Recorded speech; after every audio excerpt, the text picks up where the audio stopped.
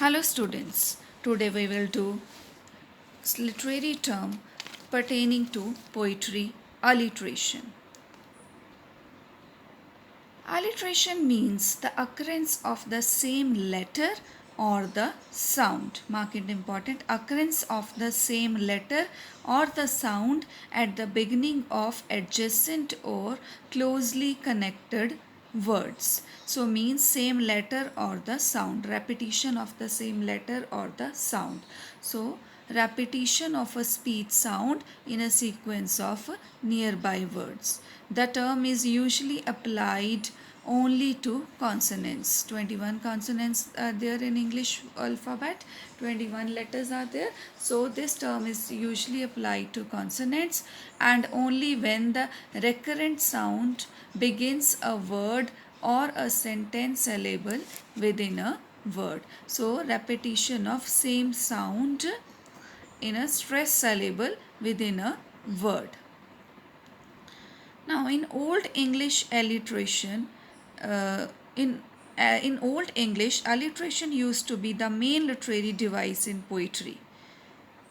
Alliteration is the principal organizing device of the verse line. Verse line means lines of the poetry. So, how it was done? Verse was unrhymed. There was no rhyming scheme in verse line. Rhyming scheme means last word of the first line rhymes with the last word of the second, third, or fourth line. Let me give you an example. You all know the rhyme. Twinkle, twinkle, little star, how I wonder what you are. Up above the world so high, like a diamond in the sky. In this verse, star is rhyming with R and high is rhyming with sky. So, rhyming scheme is A, B, B. But in Old English alliteration meter, the verse is unrhymed. There was no rhyming scheme and each line is divided into two half lines. A single line is divided into two half lines of two strong stresses by a decisive pause or caesura, means a break between words within a metrical foot. So each line is divided into two half lines of two strong stresses. In first half line, two strong stresses are there, words with two strong stresses are there, and in next half line, word with two strong stresses are there. So we have done 2 points. First one, verse is unrhymed, and second is each line is divided into two half of two strong stresses. Number 3, at least one and usually both of the two stress syllables in the first half line alliterate with the first stress syllable of second line. Means we have divided the line into two parts. First part, the stress syllable in the first part alliterate with the stress syllable of the second part. So three things used to be there in Old English alliterative meter. Number 1, unrhymed verse. Number 2, each line is divided into two half lines of two strong stresses. And third part, at least one or usually both of two stress syllable alliterate with the two stress syllable of the second half line. Two stress syllable of the first half line alliterate with the two stress syllable of the second half line. So we have divided line into two half line. So for alliteration, at least one or usually both stress syllable alliterate with the stress syllable of the second half line. Let's do examples. A number of Middle English poems, such as William Langland's Piers Plowman and the romance Sir Gawain and the Green Knight, both written in the 14th century.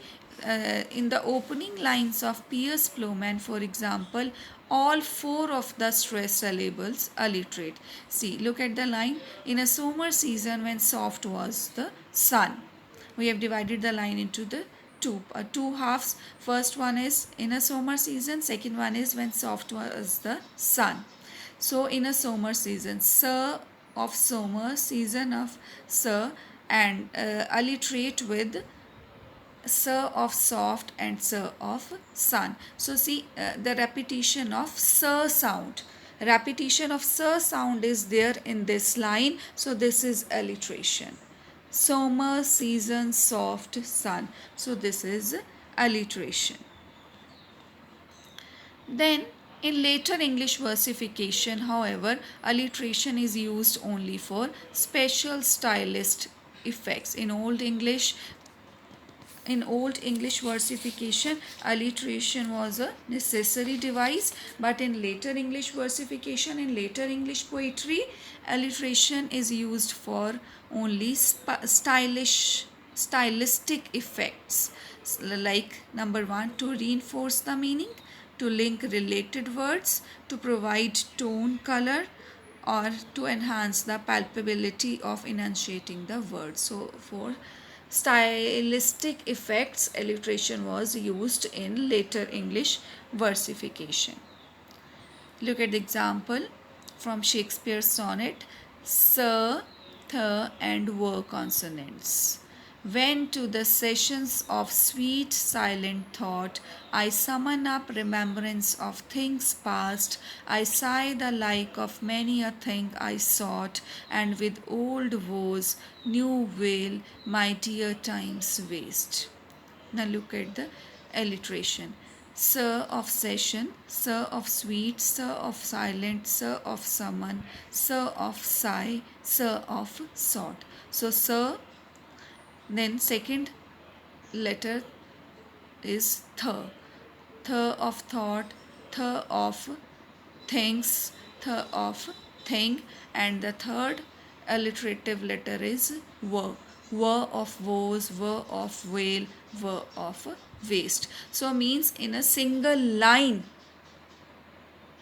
when a line is divided into two half lines, in a single line or in a single stanza, there is a recurrence of speech sound. There is a recurrence of a letter. It can be sir, it can be b, it can be m, it can be any letter. There is a recurrence of letter, that is called alliteration. Next term that is connected with alliteration is consonance. Consonance is the repetition of a sequence of two or more consonants. In consonance, we only count consonants. There is a repetition of two or more consonants, but there is a change in the intervening vowel. See, live, love. Love, same, but there live, love, there is a change of only one sound, there is a change of only one letter. Lean, alone, pitter, petter.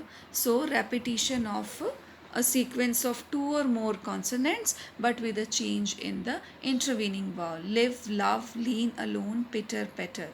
W.H. Auden's poem of 1930s, Oh Where Are You Going, said reader to rider. Reader to writer, there is a change in the intervening vowel, makes prominent use of this device. The last stanza reads, out of this house, said rider to reader, yours never will, said fair to fairer, they are looking for you, said hearer to honor. So there is a change in one sound only. So this is consonance. Next term that is related to alliteration is assonance. Assonance is the repetition of identical or similar vowels. Consonance was repetition of consonants, and assonance is the repetition of identical or similar vowels, especially in stress syllables. Look at the example in Keats' poem, Keats' Ode on a Grecian urn. Thou still unravished bride of quietness, thou foster child of silence and slow time.